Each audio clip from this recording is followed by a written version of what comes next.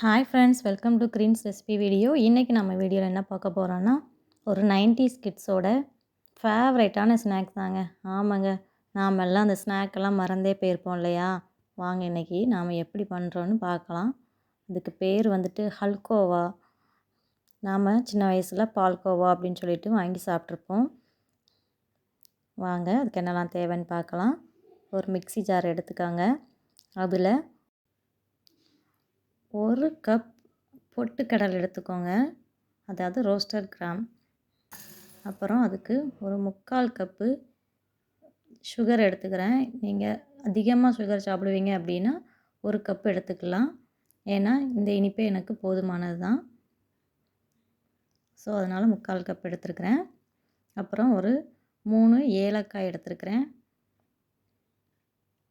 அதையும் போட்டு மிக்சியில் நல்லா பவுடராக பொடிச்சிட்டு வந்துடுங்க. இங்கே பாருங்கள், இந்த மாதிரி நல்ல ஃபைன் பவுடராக இருக்கணுங்க, இந்த மாதிரி. அப்புறம் அதுக்கு ஒரு ஹாஃப் கப்பு வந்துட்டு நெய் வேணுங்க. இது நம்ம வீட்டிலையே பண்ணின நெய் தாங்க.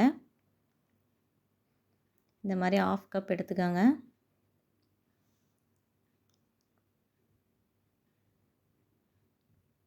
அப்புறம் நெய் தடவி ஒரு ட்ரேவை எடுத்து வச்சுக்கோங்க பக்கத்துலேயே.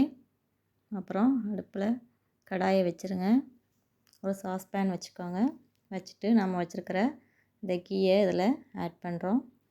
நீங்கள் கீக்கு பதில் ஆயில் அல்லது பட்டர் கூட யூஸ் பண்ணிக்கலாம். ஆனால் கீ போட்டால் நல்லா அந்த ஃப்ளேவர் கிடைக்கும். நாம் கை வச்சு பார்த்தாலே தெரியும் அந்த ஹீட்டு. ஸோ அந்தளவுக்கு ஆனாலே போதும். அப்புறமா என்ன பண்ணுங்கள், ஸ்டவ்வை ஆஃப் பண்ணிடுங்க. ஆஃப் பண்ணிவிட்டு மறுபடியும் கை வச்சு பாருங்கள், அந்த ஹீட்டு லோவாயிரும் இல்லையா? அந்த டைமில் வந்துட்டு நாம் இந்த பவுடர்லாம் போட்டு மிக்ஸ் பண்ணுறோங்க. மிக்ஸ் பண்ணி கொடுங்க நல்லா.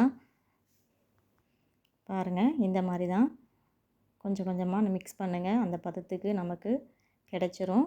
தண்ணி எதுவுமே சேர்க்க தேவையில்லை. இதில் அந்த சுகர் வந்துட்டு அடுப்பில் போட்டதுமே மெல்ட் ஆயிரும் இல்லையா?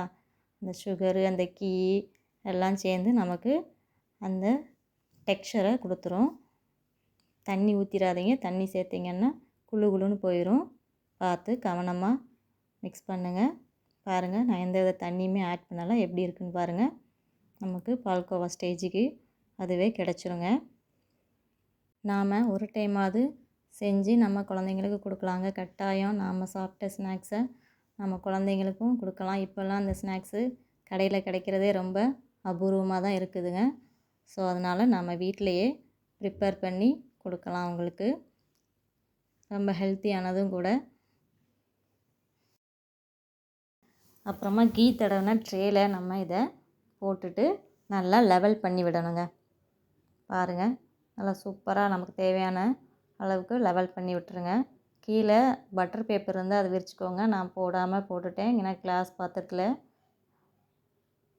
நாம் இப்படி லெவல் பண்ணிவிட்டு ஒரு 1/2 hour அப்படியே விட்டுருங்க, கை போடாமல். பாருங்கள், நான் 1/2 hour கழிச்சிட்டு அதை பீஸ் போடுறேன்.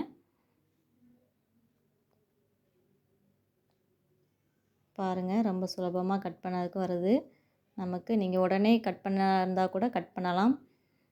நான் 1/2 hourக்கு அப்புறம் தான் கட் பண்ணுறேன். இருந்தாலும் நமக்கு நல்லாவே பீஸ் கிடச்சிதுங்க.